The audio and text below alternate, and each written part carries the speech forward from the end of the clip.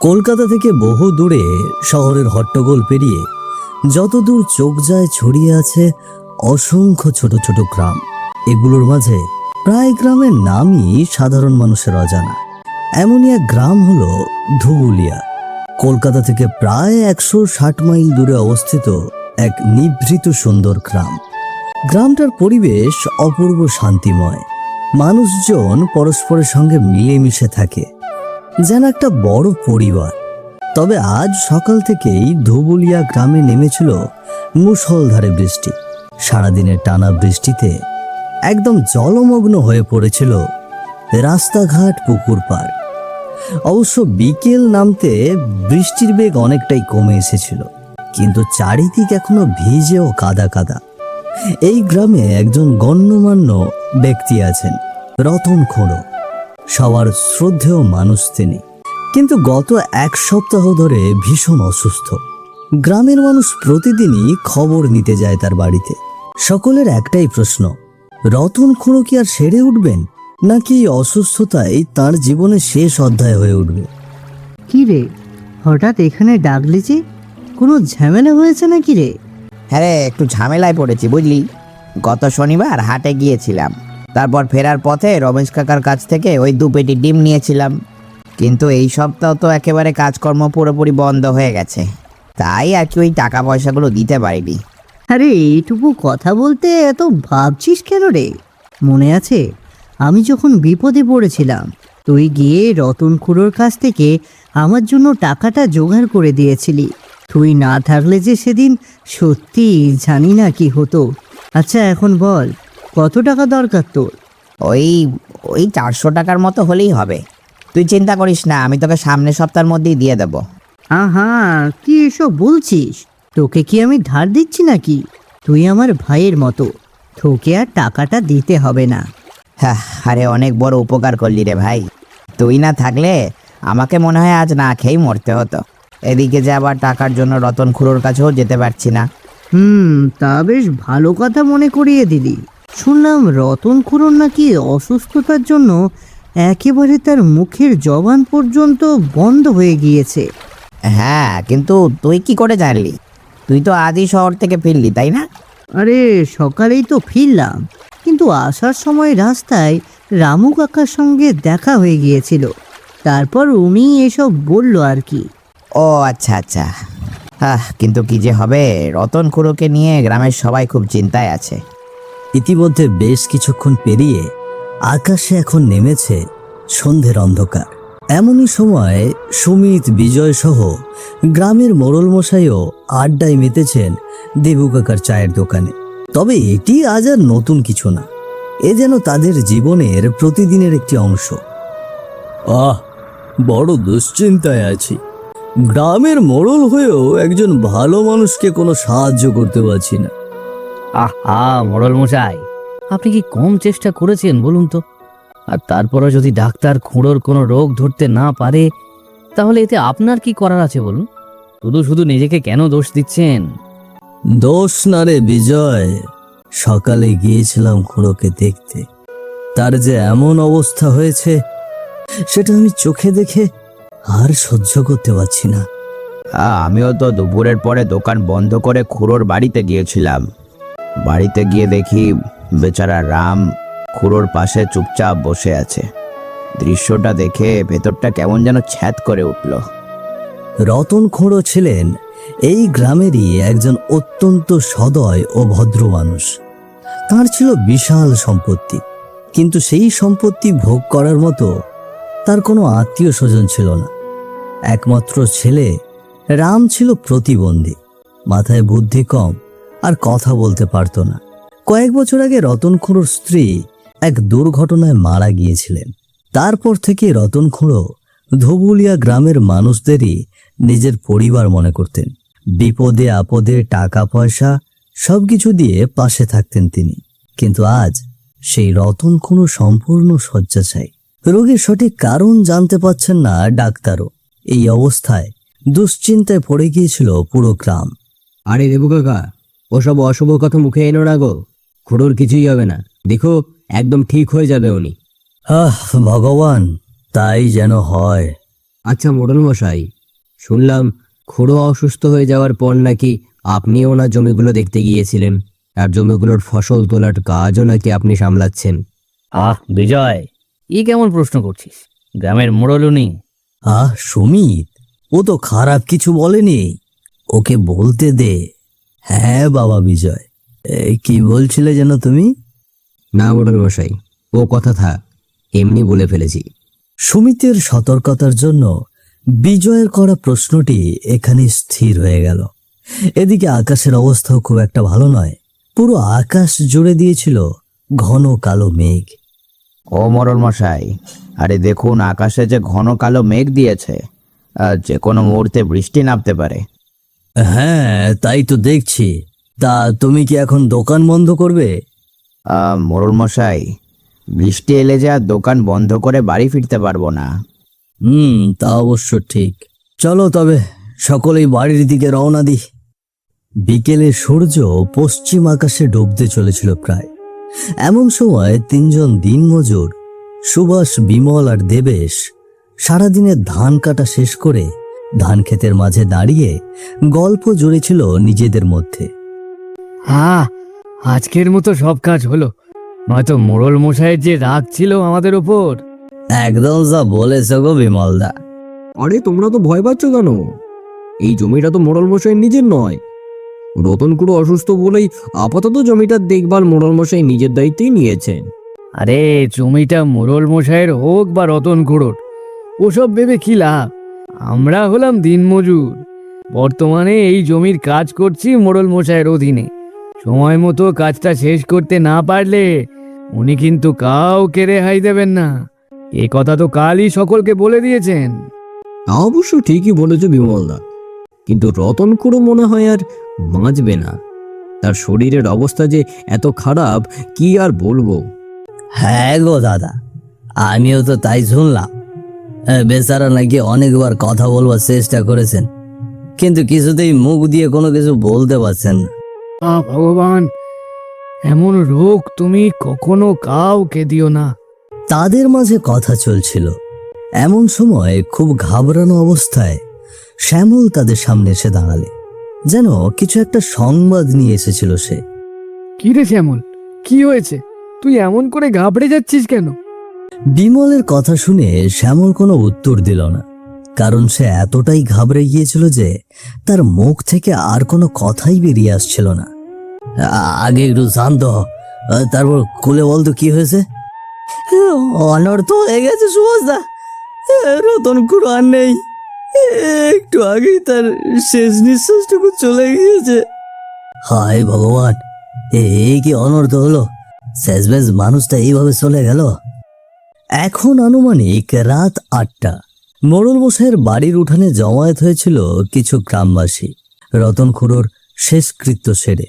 রতন খুড়ো জীবিত থাকাকালীন বলতেন, তার শেষ ইচ্ছে যেদিন তিনি এই জগৎ ছেড়ে চলে যাবেন, সেই সময় গ্রামের মধ্যে যাদের সঙ্গে তার রক্তের সম্পর্ক না থাকলেও যারা তার আপন ছিল, তারা সবাই মিলে যেন একটা ভজনের আয়োজন করে। কথা মতো সেই শেষ ইচ্ছেটা পূরণের জন্য মোড়ল মশাই আজ রাতেই গ্রামের দেবু কাকা, বিজয়, রঞ্জন ও বিভাসকে একত্র করে একটি ভোজনের আয়োজন করেন। সকলে এসে খেতে বসে যায় বটে, কিন্তু রতন খুড়োর জন্য সকলেরই চোখের কোণে জল ছলছল করছিল। আজ যেন এই অন্য মুখেই তুলতে পারছি না গো, মনে একটু শান্তি লাগছে না। সকলেরই একই অবস্থা রে বাপু। খুড়োর শেষ ইচ্ছে ছিল বলেই এখানে খেতে বসেছি, নয়তো কি আজকের দিনে আর অন্য ভেতরে যায়? চারিদিক জুড়ে যেন রতন খুড়োর স্মৃতির শোকের ছায়া নেমে এসেছিল। সকলে নিঃশব্দে বসেছিল, সকলের মুখ ভার, চোখে জল। তবু খুড়োর শেষ ইচ্ছে পূরণ করার দায়েই সকলে মুখে তুলে নিচ্ছেন অন্নদানা। ঠিক সেই সময়ে হঠাৎই রঞ্জিতের মুখ থেকে গড় গড় করে রক্ত বেরিয়ে এলো, আর এক নিমেষেই মাটিতে পড়ে গেল সে। সবাই হতবাক। আর তার পর মুহূর্তেই বিভাসেরও একই দশা হলো, তার মুখ দিয়ে রক্ত ঝরতে শুরু করলো, আর সেও পড়ে গেল মাটিতে। আর ঠিক এমন সময়ই আকাশে তীব্র শব্দে পড়ল একটি বজ্রপাত, আর ঝমঝমিয়ে শুরু হলো মুষলধারে বৃষ্টি। এই দৃশ্য দেখে পুরো উঠান জুড়ে যেন ছড়িয়ে পড়ল এক আতঙ্ক, কিন্তু কেউই বুঝতে পারছিল না ঠিক কি ঘটছিল এখানে, আর কেনই বা এমন হচ্ছে। কি এসব কি হচ্ছে? কি কাণ্ড হচ্ছে? এসব হচ্ছে ঠিকই। আর আর এভাবে কে আসছে? ও মোড়ল মশাই, এসব হচ্ছে কি? আমিও তো কিছু বুঝতে পারছি না। আর এদেরই বা মুখ দিয়ে রক্ত ঝরলো কেন? খাবারে কি কেউ কিছু মিশিয়েছিল? কার এত বড় সাহস? মোড়ল মশাইয়ের মুখের কথা শেষ হতেই সকলের সামনে আবির্ভূত হলো এক অতৃপ্ত আত্মা। তার পুরো শরীর এতটাই কালো মিশমিশে ছিল যেন মিশে গিয়েছিল রাতের আঁধারে। সকলে তাকে দেখে যেন একদম ভয়ে আতঙ্কে থমকে গিয়েছিল। কারো মুখ দিয়ে আর বিন্দু মাত্র টু শব্দটি বের হচ্ছিল না। এমনই সময় হঠাৎই এক ভয়ঙ্কর হাসি হেসে উঠল সেই অতৃপ্ত আত্মাটি।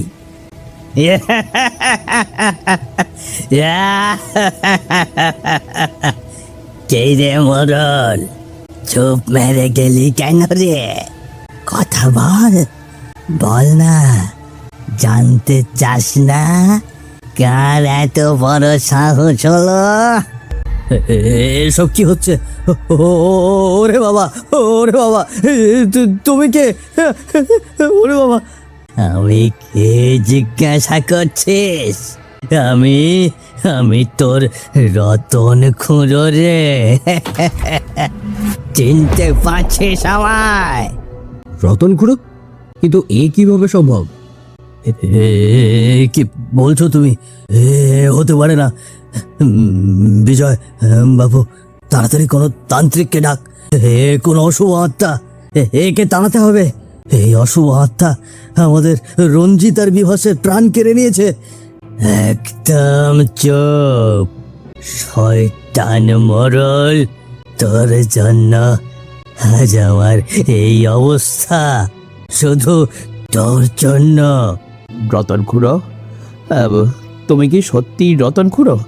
হ্যাঁ, আমি তোদের রতন খুঁড়ো। আর আমার এই অবস্থা হয়েছে শুধু এই শয়তান মোড়লের জন্য। আমি যখন অসুস্থ হই তার আগের দিন রাতে মোড়ল আমাকে জোর করে একটা ঔষধ খাওয়ায়, আর সাথে সাথেই আমার মুখের জবান বন্ধ হয়ে যায়। আর ওই ঔষধটা কাল না তান্ত্রিকের কাছ থেকে এই মোড়ল আর তার দুই চেলা রঞ্জিত আর বিভাস ওরা নিয়ে এসেছিল, যাতে আমি দিনে দিনে কষ্টে কাতর হয়ে মারা যাই। আর এসব করার পিছনে তাদের একটাই উদ্দেশ্য ছিল, সেটা হলো এই বিশ্বাসঘাতক মোড়ল আমার সব সম্পত্তি ভোগ করতে চায়। আর এই জন্যই এত বড় ষড়যন্ত্র করে আমাকে মেরে ফেলেছে সে। ছাড়বো না, এই মোড়লকে আমি ছাড়বো না। এত বড় চক্রান্ত! ছি মোড়ল মশাই, ছি! আপনার তো মৃত্যু শাস্তিও কম পড়ে যাবে। ছি! সব মিথ্যে, সব মিথ্যে। এই অশুভ আত্মা সব কিছু মিথ্যে কথা বলছে, সব মিথ্যে বলছে। তোমরা একদম একদম বিশ্বাস করবে না এর কথা, একদম বিশ্বাস করবে না। এই আত্মা যদি অশুভ হয় আর যদি মিথ্যে বলেই থাকে, তাহলে এতে আপনি এত ভয় পাচ্ছেন কেন? আপনার চেহারাই বলে দিচ্ছে আপনি একজন অপরাধী মোড়ল মশাই। ছি ছি ছি ছি ছি ছি! আপনি আমাদের প্রিয় রতন খুড়োকে এইভাবে শেষ করে দিলেন। এ বিজয়, তুই দাঁড়িয়ে আছিস কেন? যা যা, তাড়াতাড়ি যা, পুরো গ্রামবাসীকে ডাক দে, ডাক দে। না, এর সঙ্গে কি করতে হবে এটা আমার কাজ, শুধুই আমার।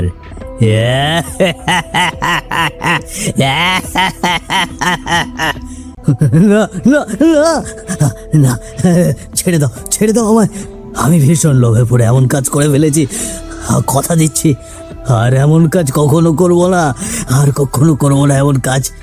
চুপ কর পাপী, তোর জন্য আমার মা হারা প্রতিবন্ধী ছেলেটা আজ একদম অনাথ হয়ে গিয়েছে, শুধুই তোর জন্যে। আজ তোর আর কোনো বাঁচার উপায় নেই। আর এটি বলে একটি কথাও শুনল না আত্মাটি। তীব্র ভয়ঙ্কর সুরে হাসতে হাসতে এসে সজোরে চেপে ধরল মোড়লের গলা। যন্ত্রণায় ছটফট করতে লাগলো সে।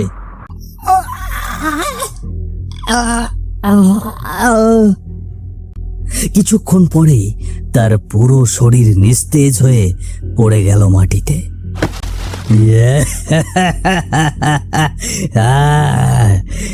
জীবনে কেউ কারো সর্বনাশ করে পার পায় না রে।